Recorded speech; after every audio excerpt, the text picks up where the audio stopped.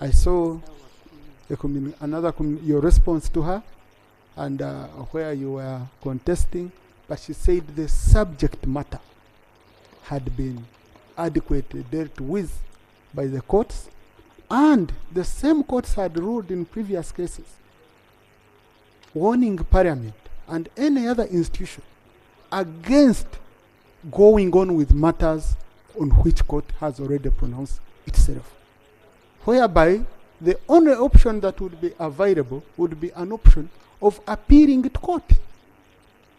So, as presiding officers, we determine the business that gets placed on the order paper.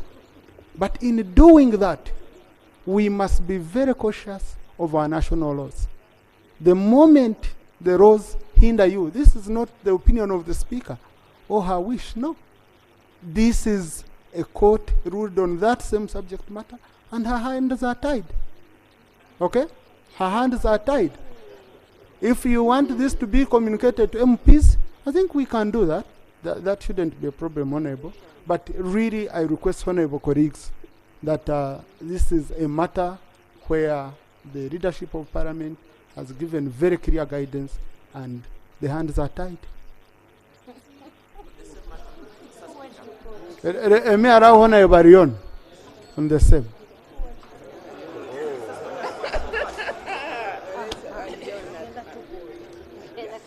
Thank you, Right Honourable Speaker. Right Honourable Speaker, with due respect and with the proper interpretation of various court rulings, take an example, the one of Zake, where a court ruled that Zake should be accepted back, reinstated to the commission. It is this same Parliament, led by Anita Among, who, listen carefully, who disrespected the court ruling and locked him out till date. Right Honourable Speaker, it's this same Parliament, get me carefully, it's this same Parliament that is now going into contempt of the rules and procedure of the Parliament of Uganda. Right Honourable Speaker, our petition was very clear. Rule 110 of the procedures of this Parliament gave us various options to launch our petition. We did not look at service award. Actually, the rule does not have a provision. The rules do not provide any provision as service award for impeachment. We have various options, grounds for impeachment. We have grounds of misconduct. Help me with my note. We have grounds of misconduct. We have grounds of having insane brain. Yes, in case a commissioner. And we have grounds of incompetence. And then we have grounds of insanity. So when you look at service award, was not one of our main grounds or the pillars for the petition. Therefore, the court ruling on the service award cannot be a ruling to bring down or rubbish our petition. Right Honourable Speaker. Right Honourable Speaker, it must be in record that the 168 members of Parliament, the 186 members of Parliament who appended their signatures represent constituencies. And I want to give you guarantee to this House that each one of us has a minimum of eligible voters of 25,000. And if you check the 186, that's equivalent of about 4.6 million voters in this country who can determine a vote of a president. Right Honourable Speaker, we are begging for your indulgence. To be on record, our petition, which has met all the conditions, cannot be rubbished the way the Speaker is trying to do. If she wants to rubbish it, it shouldn't be in a manner of writing to us. The petition has met all conditions to be put on the order paper, and we debate it. Why is it not being debated? We are not 100% sure that we are going to win, but we need a debate. We want to be heard. Why are you not being neutral? What is the problem with the Speaker Anita Among? We demand for our petition to be heard on this floor of Parliament. You are not going to let down Ugandans. You are not going to let down the institution of Parliament in this country. You are not going to do this. We are not ready to witness this in history. If you buy to be part of it, I am sorry for you, Right Honourable Speaker. Leave it to the one, because when Gulu, the Speaker Anita Among made it clear that don't bring your manyanga here. We shall handle your matter in Parliament in Kampala. Where is she today? We've been waiting to face her here. Where is she? Why is she running away? We need this matter to be debated. We need this matter to be debated. Thank you, Honorable. I rest my case. Thank you. And now, we are monitoring closely. We are not about to give up. Thank you.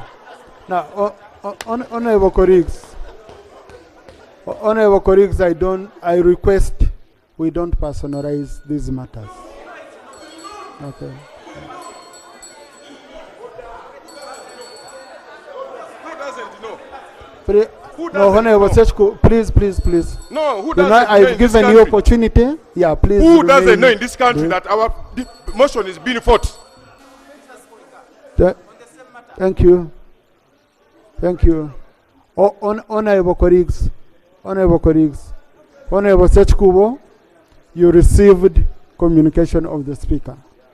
If you are not satisfied, kindly write back. Okay? No, please, Honorable Sech. No, please, Honorable colleagues. Thank you. Next item. Right, Honorable Speaker, just one. No. Item.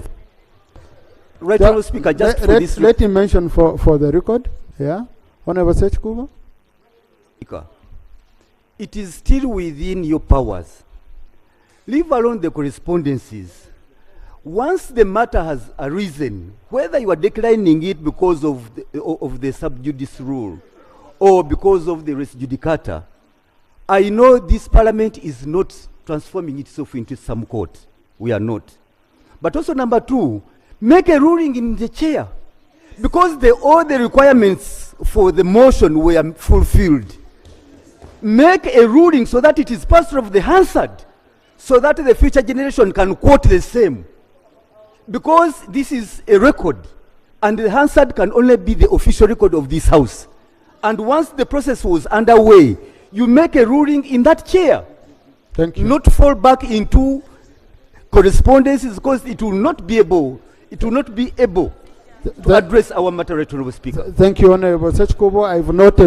I've noted your concern. Okay, I've noted that. Kindly allow me to consult. Okay, because even me as a presiding officer, I have technical people I consult. Thank you. Next item. Item 3, laying of papers 1. Report on public debt, grants, grantees, and other financial liabilities for the financial year 2023-24. Honorable Minister for Finance.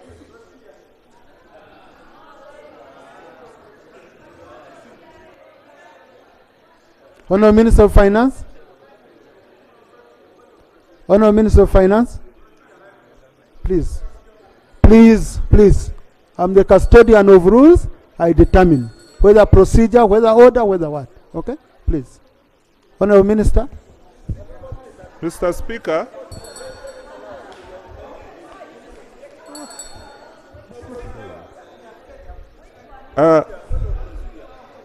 Mr. Speaker, Honorable Minister, first wait. Honorable, there is nowhere it is written in our rules that when a member stands up on procedure, a presiding officer must stop and first get it. I want you to have that, okay? So as a presiding officer here, I've made my ruling. Honorable Minister, continue.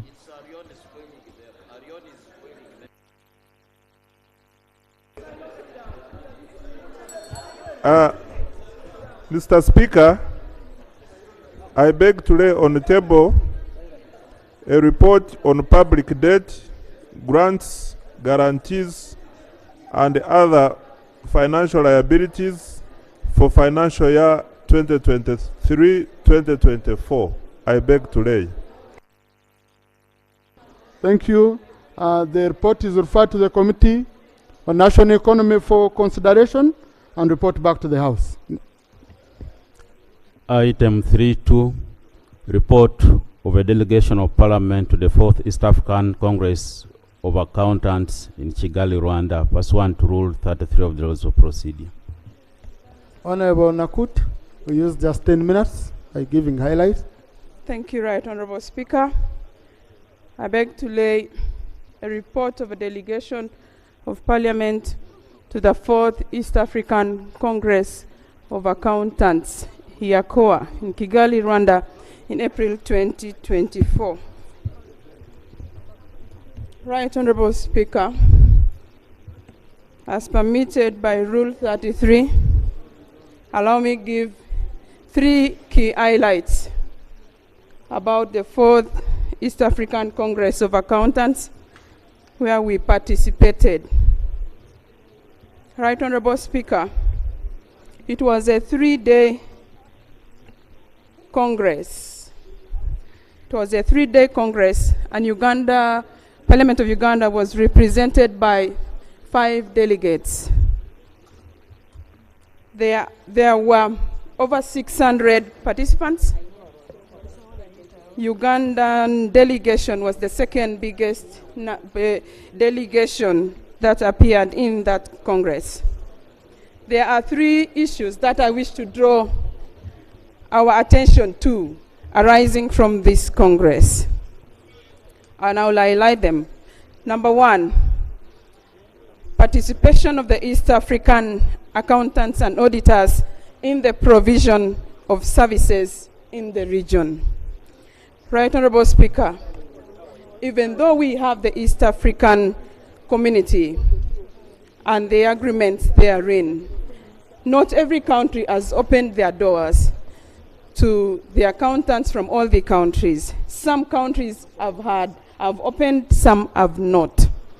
So there is work to be done, and we appeal that the Ministry of East African Community Affairs will champion the harmonization process of our laws so that the accountants and auditors in Uganda and other East African countries can give these services with ease in any of the East African countries. Number 2, Right Honorable, we had a discussion with the leadership of ICPAU, and we saw the need to widen the scope of ICPAU to cater for full grooming of the accountants from lower levels to the CPA levels that we have now. The learning was from Rwanda that has improved their numbers and the quality of their profession because there is no hindrance to the CPA Rwanda. And so it is our wish that when we come for leave to amend the Accountants Act to cover the scope of ICPAU and the needs of the East African community, that this House will cooperate. Thirdly, I said 3 issues, the final one. We had a representative of the Secretariat of the Africa Continental Free Trade Area in that Congress. She gave a report on the contributions and the participation of countries in the Africa Continental Free Trade Area. She also said that funding for the Africa Continental Free Trade Area Secretariat is computed based on the level of GDP. And that means, given our high GDP, Uganda contributes or has obligations which are higher than